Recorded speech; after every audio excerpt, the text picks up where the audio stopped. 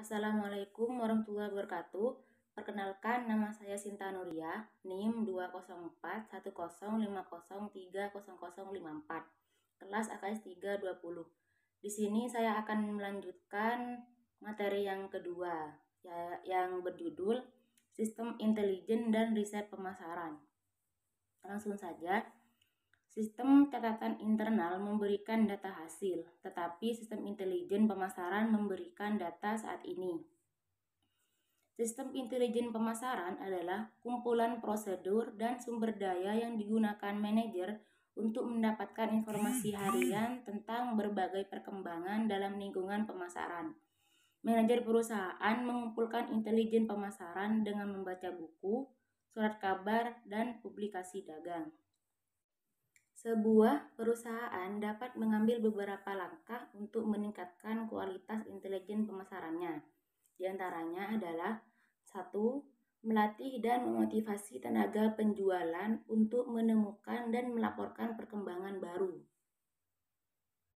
Maksudnya di sini adalah perusahaan harus menjual tenaga penjualannya berdasarkan arti penting mereka sebagai pengumpul intelijen. Grade Performance Chemical, salah satu divisi WR Grade, memasok bahan dan zat kimia untuk industri konstruksi dan kemasan. Wiraniaga Grade diperintahkan untuk mengamati cara inovatif pelanggan dalam memakai produksi agar mereka dapat memberikan usulan kemungkinan produk baru. Sebagai contoh, beberapa pelanggan menggunakan bahan kedap air grade untuk membuat mobil serta sepatu boot dan tenda mereka kedap suara. Kemudian yang kedua, memotivasi distributor, pengecer, dan pengantara lain untuk menyampaikan intelijen yang penting. Maksudnya di sini banyak perusahaan mempekerjakan spesialis untuk mengumpulkan intelijen pemasaran. Penyedia layanan dan pengecer sering mengirimkan pembelanja misterius ke toko-toko mereka untuk menilai kebersihan fasilitas, kualitas produk, dan cara karyawan memperlakukan pelanggan. Kemudian yang ketiga, membentuk jaringan eksternal, di mana perusahaan dapat membeli produk pesaing, menghadiri open house dan pameran dagang, membaca laporan terbitan pesaing, menghadiri rapat pemegang saham, berbicara dengan karyawan, penyalur, distributor, pemasok, dan agen pengiriman, dan mengumpulkan iklan pesaing dan mencari cerita baru tentang pesaing. Kemudian yang keempat, membentuk panel penasihat pelanggan. Anggota dapat meliputi perwakilan pelanggan atau pelanggan terbesar perusahaan atau sebagian besar pelanggan yang jujur dan canggih. Banyak sekolah bisnis mempunyai panel penasihat yang terdiri dari para alumni dan perektur yang memberikan umpan balik pada kurikulum. Kemudian yang kelima, memanfaatkan sumber daya data pemerintah. Di sini saya akan memberikan contoh sensus Amerika Serikat tahun 2000 memberikan tinjauan mendalam terhadap perpindahan populasi, kelompok demografi, migrasi regional, dan perubahan struktur keluarga dari 281.421.906 orang.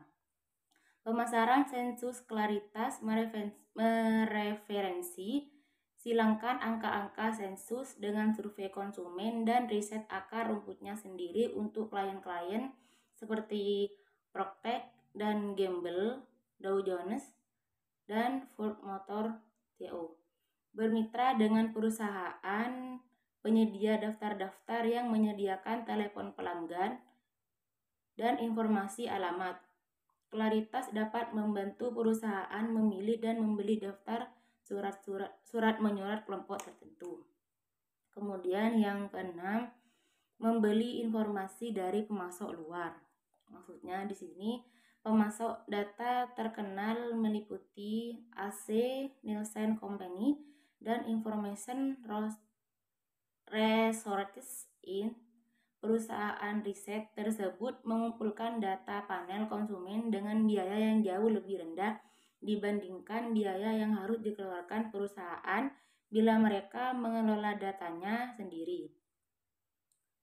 Mereka mempunyai database khusus yang memberikan laporan dari 7.000 sumber dalam jangkauan dan sifat cakupan media cetak, saran, dan online, termasuk blog dan papan pesan yang diterima perusahaan. Kemudian yang terakhir, menggunakan sistem umpan balik pelanggan online untuk mengumpulkan intelijen kompetitif. Yang dimana Dewan Peninjau Pelanggan, forum diskusi, ruang chatting, dan blog dapat mendistribusikan penilaian produk atau pemasok yang dilakukan pelanggan hingga sejumlah besar pembeli potensial lain, dan tentu saja bagi pemasar yang mencari informasi tentang persaingan. Ruang chatting memungkinkan pengguna berbagai pengalaman dan kesan, tetapi sifatnya yang tidak terstruktur, mempersulit pemasaran menemukan pesan yang relevan. Maka, beberapa perusahaan menerapkan sistem instruktur seperti Dewan Diskusi Pelanggan atau tinjauan pelanggan. Mungkin itu saja materi yang bisa saya paparkan. Sekian dari saya. Wassalamualaikum warahmatullahi wabarakatuh.